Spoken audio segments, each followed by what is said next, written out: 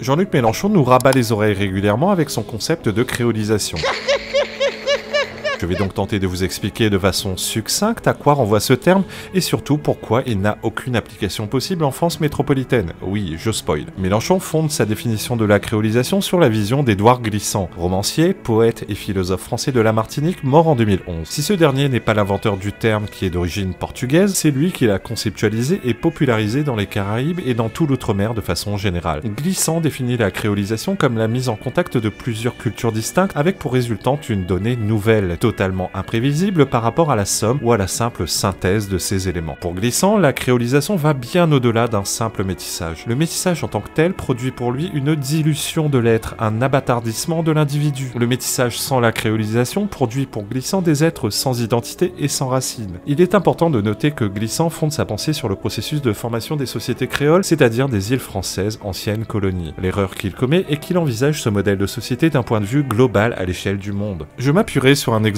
que je connais bien, l'île de la Réunion. Oui, la créolisation a fait son œuvre dans mon île. Des cultures venues d'Europe, d'Afrique et d'Asie se sont entrechoquées et ont abouti à une nouvelle culture inédite, synthèse de toutes les autres. C'est la culture créole. Que le gauchiste de 17 ans décérébré... Moi c'est Ariane, militante au point levé à Révolution Permanente et aussi étudiante à Paris 1. S'imagine qu'un modèle de société avec ses spécificités propres soit réplicable à l'infini partout dans le monde, il n'y a rien de surprenant à cela. Cependant, qu'un type aussi brillant et cultivé que Mélenchon soit assez naïf pour se l'imaginer, je n'y crois pas une seule seconde. Je ne crois pas une seconde. Ça... Édouard Glissant lui-même indique que la créolisation ne peut se faire que sous certaines conditions. La plus importante est que les éléments culturels mis en présence doivent obligatoirement être équivalents en valeur. C'est-à-dire que si dans des éléments culturels mis en relation, certains sont infériorisés par rapport à d'autres, la créolisation ne se fait pas vraiment. Elle se fait mais sur un mode bâtard et un mode injuste. Bah ouais, sale bâtard! Ce que ne dit pas Mélenchon, c'est que les sociétés créoles ont été fabriquées de toutes pièces sur des terres vierges et avec des populations rapportées d'ailleurs par vagues successives sur une période courte. C'est ce point principal qui distingue le plus les sociétés créoles de la société française de métropole. La France n'est pas une terre vierge. Elle a environ 1500 ans d'histoire en tant qu'entité France, c'est-à-dire en tant qu'État souverain avec des frontières stables, mais ses origines civilisationnelles remontent à bien plus loin encore. Il est donc faux de s'imaginer que toutes les cultures puissent se valoir en France métropolitaine. Je ne parle pas de valeur absolue, mais de valeur relative. En France, une mosquée ne vaut pas une église. Le ramadan ne vaut pas Pâques et le couscous ne vaut pas le bœuf bourguignon, je suis désolé. À La Réunion, c'est différent. Comme nous sommes tous des pièces rapportées, aucun Réunionnais ne peut s'approprier la Réunion et la revendiquer plus qu'un autre. Le créole blanc n'est pas plus réunionnais que le cafre, le malbar ou le chinois, tandis qu'en métropole, le breton, le vendéen, le basque ou l'aveyronais ont plus de légitimité sur la terre de leurs ancêtres que le béninois ou le tunisien. Je suis désolé si ça fait mal aux oreilles de certains d'entendre ces mots, mais c'est la vérité. Bah, je m'en branle. La culture créole de chez moi, c'est un lien fort qui unit tous les Réunionnais, d'où qu'ils viennent et quelle que soit leur couleur de peau ou leur religion. Ce sont des valeurs communes, des codes communs, une histoire commune, des traditions, une langue et une identité commune. La créolisation ne peut pas fonctionner dans l'Hexagone car on ne peut pas imposer une civilisation à une autre autochtone qui n'en veut pas. Ce que Mélenchon appelle créolisation en métropole, ce n'est ni plus ni moins qu'une forme de colonisation.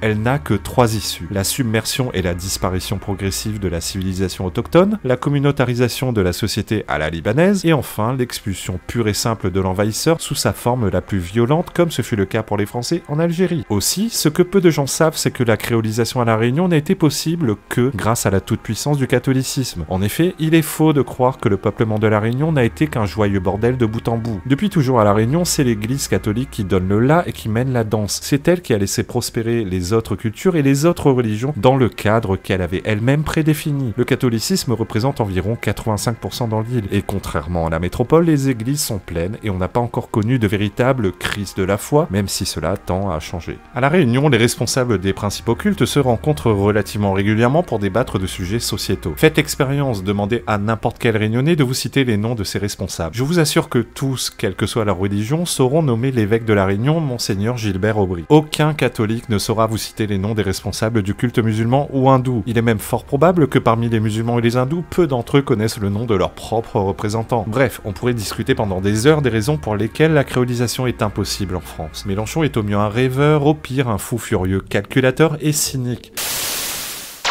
Laisse-moi maman, laisse-moi papa, laisse-moi marier. Laisse-moi maman, laisse-moi papa, laisse-moi marier.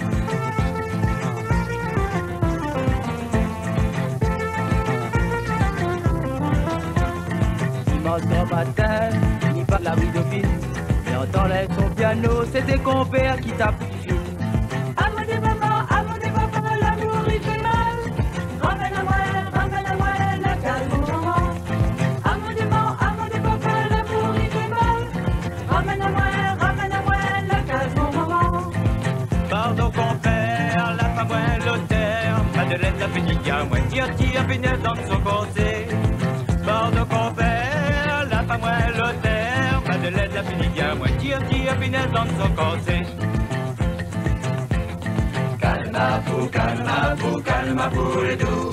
Calma pour les doux. Calma pour les doux.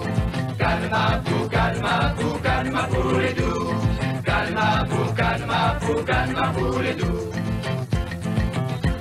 Moi-même qu'à Francisco, j'ai travaillé à bon bateau. La misère est trop forte, amène à moi dans le port. Moi-même qu'à Francisco, j'ai travaillé à bon bateau.